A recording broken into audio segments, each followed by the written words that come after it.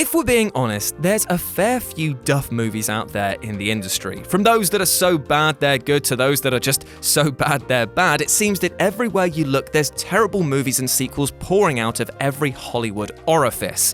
And with all the bluster of critics, sites like ourselves but with much less attractive staff, and general word-of-mouth snippets, it's easy to build an opinion about a film without actually ever seeing it. And so here I am as part of my ongoing community service to undo some falsities for you. You see, the films that I'm going to cover here on this list are bad. Some actually deserve the ire that they got from fans and critics, but I'll detail why we're actually hating on them for the wrong reasons. So forget what you know and learn to hate all over again. Oh, but before we begin, if you like any of these films, then good for you. You can like whatever you like, but in the same mindset, I can dislike whatever I like. Or dislike. Personal opinions, we've all got them. So with this in mind, I'm Jules, this is What Culture, and these are 10 movies you hate, but for the wrong reasons. Number 10, Batman vs Superman: Dawn of Justice.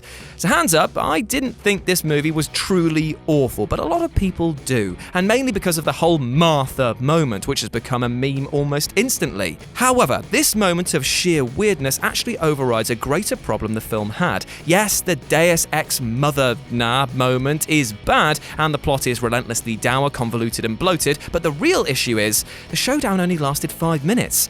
Seriously, think about that. The film's title suggests an epic showdown, not something you'd miss if you went to check on your dinner for 2 for 1 in the oven. Now true, we all knew the two would eventually put aside their differences to battle Doomsday, but clearly fans deserved more than this piecemeal showdown. And while Martha might be the moment we remember, the lack of actual conflict content might be a better reason to dislike it. Number 9, 50 Shades of Grey. Whatever you think about the books and their origins as Twilight fan fiction series, seriously that's true, the 50 Shades series has made big bucks, and when it was optioned to be made into a big screen adaptation, many expected a lot more than what we got. A great deal of people wrote off the film as being a truly cheesy cinematic bomb, and there were so many reports of people actively avoiding the movie because of its almost cringeworthy sexual premise. However, therein lies the real truth. The flick wasn't even remotely erotic. If you actually sit down and watch it, you stand a greater chance of being bored than you do being offended with its premise of filth. The nudity is shockingly tame compared to the books, opting for strictly softcore nudity, allowing Jamie Dornan to maintain his modesty, but denying audiences what they really came to see. And I'm not saying that to be trite, people wanted this to be a wank fest. Well, it was wank, but in a very different way, promising a blockbuster porno in the modern era, but delivering something that ended up softer than Josh Brown's milky thighs. Number 8, Alien Covenant. The Alien franchise, much like your mum's film back catalogue, is full of ins and outs and has been on its back more times than it's been on top. There's my one per list. And it's all thanks to weak as piss sequels and prequels. Now, if you don't like Alien Covenant, then you probably do so because Ridley Scott, what's the word I'm looking for? Oh yeah, straight up lied to fans, claiming that it would remedy many of Prometheus's problems, namely giving us scientist characters with actual functioning brain stems while completely expanding the mythology of the Alien franchise. As it turned out, the scientists were just as dumb as in Prometheus, the Xenomorph's genesis gets an eyebrow-raising retcon, and the engineer storyline is literally nuked out of existence. And it concludes with the most laughably predictable plot twist imaginable. So yes, not exactly redeeming the flaws, is it? But it's not the reason to hate the film. The real reason to rag on it is simple. It killed the Alien franchise all over again. I'm serious, the disappointing box office meant that Alien Awakening was scrapped, and it means that once again we'll have to wait until the franchise is inevitably rebooted again. I'll probably be dead by then. Number 7, Terminator Salvation. A lot of fans hate Salvation because Arnie only appears in CGI form, and because Arnie isn't really in it, it automatically becomes a terrible Terminator movie. While the logic isn't exactly wrong, the real reason that you should hate the fourth Terminator film is that it's so intensely, embarrassingly humorless and boring. I'm sorry, but it really is.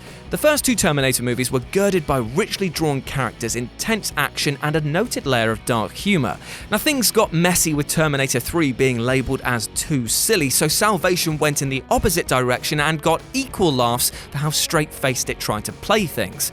It's a shame because there's great premise in that film, but it's totally undone by how full of itself it ends up being. Number 6, Star Wars: Attack of the Clones. Let's be clear, you most likely hate Attack of the Clones because of Anakin and Padme's appalling appallingly overdone romance, as well as the overabundance of soulless green screen effects obsessively deployed by George Lucas. But you know what? There's actually a lot to love in this film. That battle at the end, bliss. Give me some of those silly roly-poly wheelie-dealy death droids that can't shoot straight any day.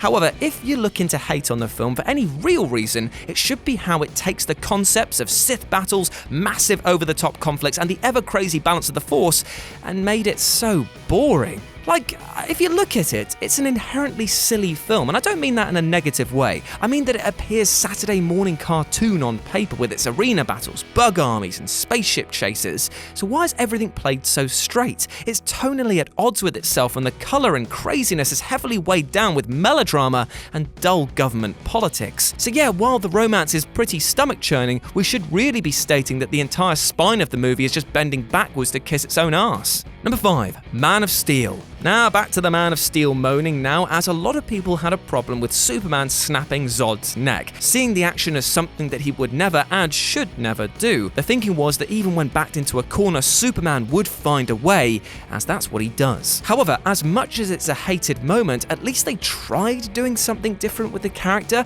Sometimes there aren't solutions to answers that are peaceful. Sometimes you have to make mistakes to learn from them. Sometimes, as the whole film points out, humans make errors, and this is Superman at his most human. However, if you want to point fingers at this not being a true and blue Superman film, then you don't really need to look at this snap-happy moment. Instead, just look at every other shot in the film. For a start, the color grading has sapped every sense of joy from the title, and it's almost impossible to see Superman as ever being happy. It was a Dark Knight style that simply isn't what Superman is. Metropolis is meant to be the opposite of Gotham, and we should have expected a similar film.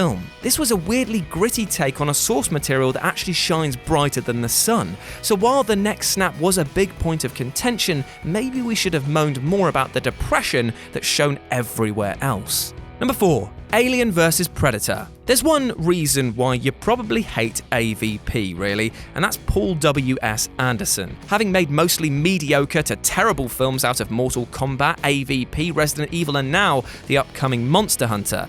But it's not actually that bad. The real issue you should have with it is that it got a PG-13 rating, and no movie in either the Alien or Predator franchises should be deemed appropriate for children. As a result, the theatrical cut of AVP is full of awkward cutaways and barely a lick of blood, while even the unrated home video version simply includes some occasional splashes of CGI gore. Absolute bull. Number 3. Sucker Punch. Many took one look at the name Zack Snyder and wrote Sucker Punch off. Others watched it and quickly dismissed it as dumb, loud, and monotonous.